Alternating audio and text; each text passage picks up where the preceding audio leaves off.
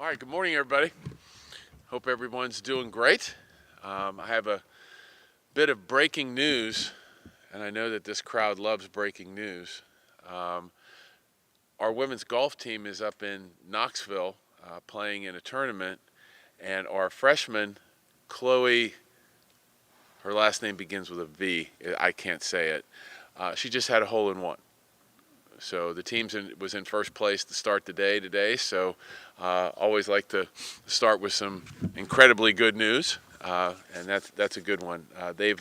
Women's golf has done some really great things. They've started and done finished in the top five in each of their tournaments so far this fall, which is really good. Janice is doing a wonderful job with that team. But we're here to talk about basketball here in the Watsco Center, looking great. And we're excited about the opportunity to move forward with our basketball programs. I had a chance this morning I met with Nigel in the hallway, and he looks fantastic. He is really excited about playing, loves the team here. I'm sure you guys will have opportunities to speak with him. And, of course, this is Trisha's first year. She's brought in a number of young ladies, and they're molding their way back into becoming a really cohesive team. Looking forward to that. The twins obviously have come back for a final year, so that should be a lot of fun as well. But just want to make sure that we give good opportunities, good PR for our basketball programs because they are very, very important to us, in the middle of the really outstanding football season that we're having right now as well. As it relates to the department in general, we're working with the ACC and other schools within our league to talk about how we're going to work through the House settlement should that go through. We got some key dates probably about a week and a half ago, and one of the bigger ones will be April the 7th when Judge Wilkin will have the opportunity to sign off and approve the settlement. A lot of steps between now and April 7th, but working with the ACC office to be able to help move that forward for us. And probably, the rest of, everyone is in various forms of getting their teams ready for action. I mean, certainly our women's soccer team, volleyball team, they're in action right now. Really proud of what both of those programs have done. Women's volleyball continues to kind of put themselves in good position for postseason, and our women's soccer team under Coach Masher, his first year, has really seen a jump in their competitiveness within the most difficult women's soccer league in the country. So those are big parts of our program: the house, the fall sports, getting ready here for basketball, and then certainly, continuing to move forward with our football program. Mario and his guys just continue to be must-see TV as it relates to how we've been the last couple of weeks. Really exciting. Cam Ward, just an incredible human being and a great quarterback. So very, very fortunate to have him within our program. So with that, I'll open it up for any questions you guys have, and just look forward to an outstanding basketball season, as that is the main reason we're gathered here today. Dan, with Joe Echeverria being named president over the weekend, he seems like a pretty big supporter of athletics. So just what have your conversations been like with him in his previous role and interim role, and what his hopes and plans are for athletics under his tenure as president? I should have mentioned Joe in my opening statement, but thank you for that question.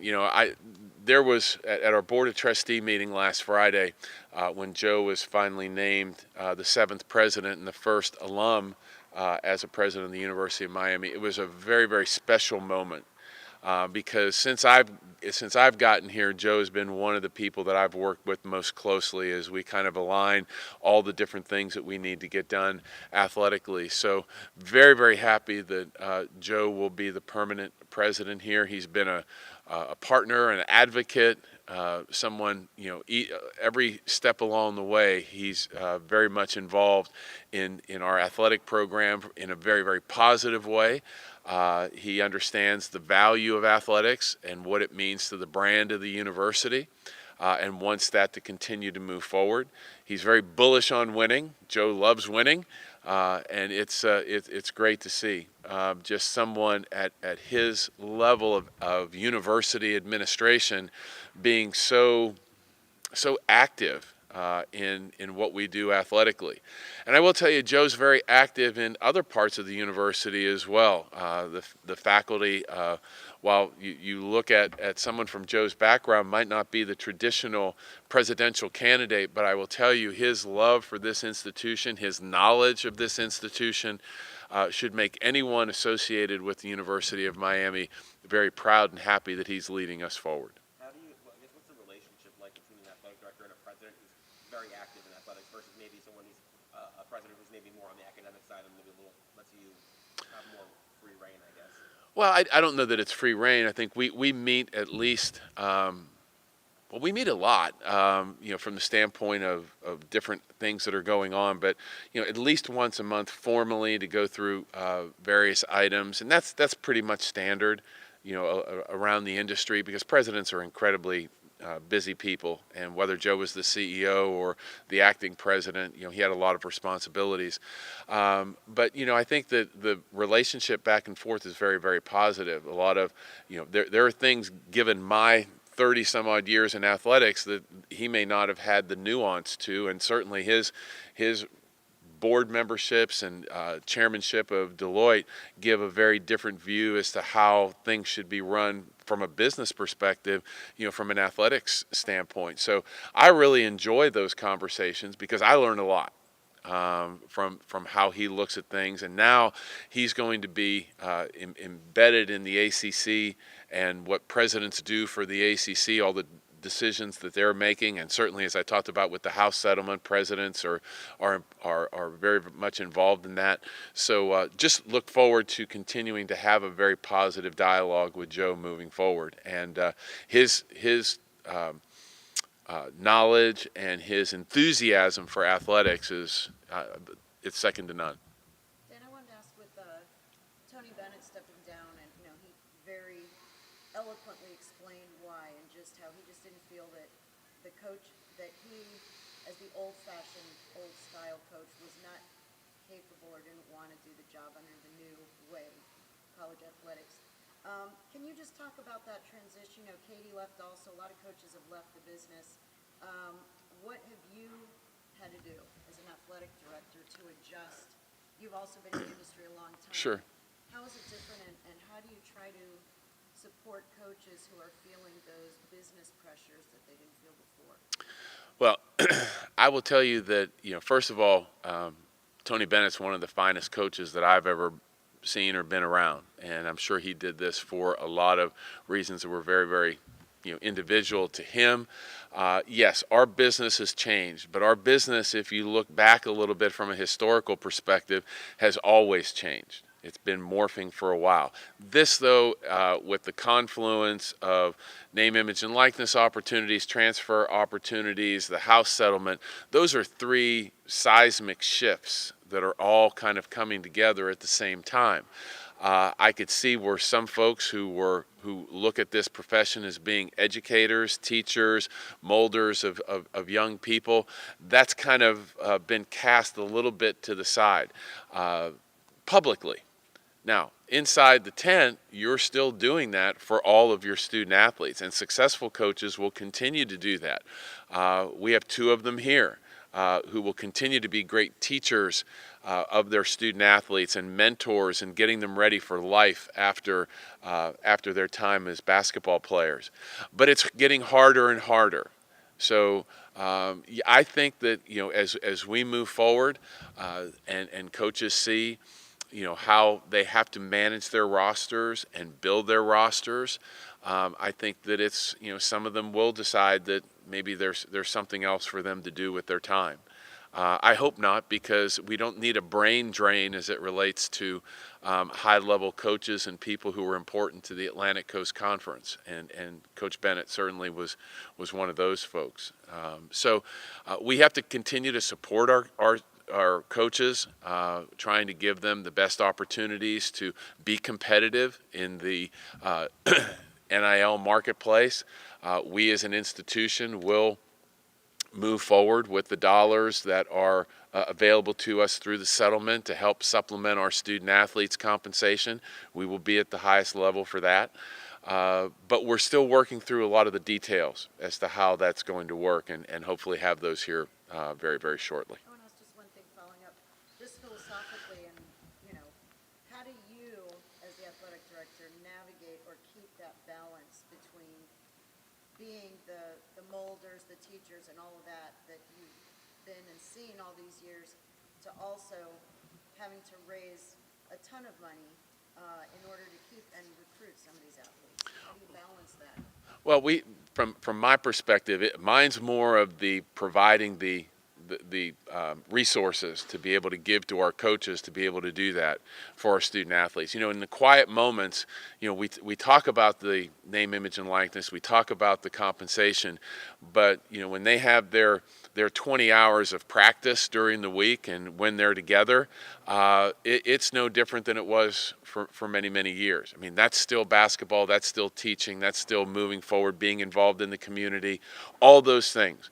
There's a moment in time, during the recruiting period or during the transfer portal open time periods, where it does switch a little bit to a little bit more of a business orientation. So my opportunities and my staff's opportunities to be able to make sure our coaches have the resources, understand how we can deliver those resources. That's our job.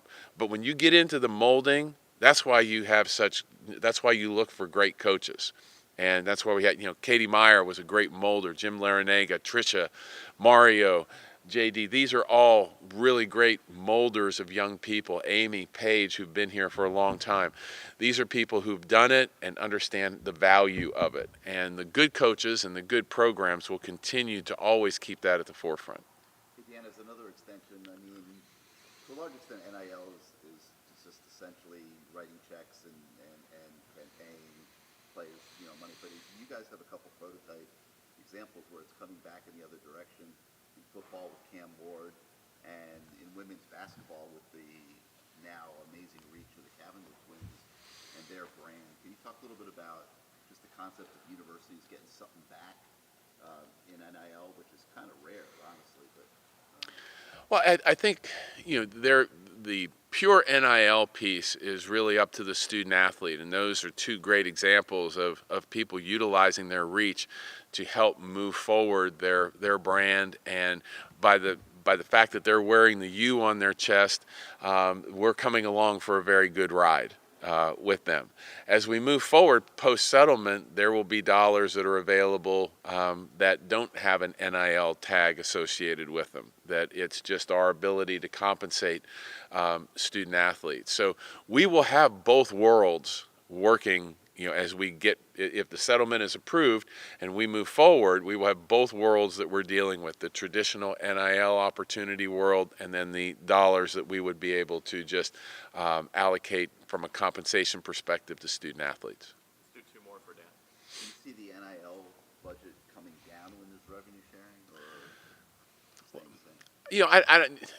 Economics will tell me as you put more money into the business, prices will go up. To acquire great talent, because there'll be more people now with the opportunity to take dollars without any, you can do whatever you want with them. How many people want to get into that game with that maximum, let's just say for right now, that $20 million, how many people are going to play that game? And therefore, if you had maybe 10 schools that were at a high level of NIL opportunities and things, now you'll have a lot more schools in that area, so it could be the costs will go up. But we'll have to see. I mean, the market forces will be there, and the University of Miami will be right in the middle of it. The SEC and the Big Ten apparently got together with their Rudy project. How do you think that will affect the ACC in Miami down the road? I think that the Big Ten and SEC, had their meetings in Nashville a couple of weeks ago. I think it was good in talking to some of my colleagues who were within the SEC. It was really a good meeting to talk through all of the different issues that are involved in college athletics right now. We just talked about a bunch of them here. So you would just take these little groups of athletic directors and say, hey, how are you handling this? What are you looking at? How are the best ways for the business to work together? So I think that those two leagues coming together and then creating some ideas that maybe will get shared with everybody else, I think will be good for intercollegiate athletics.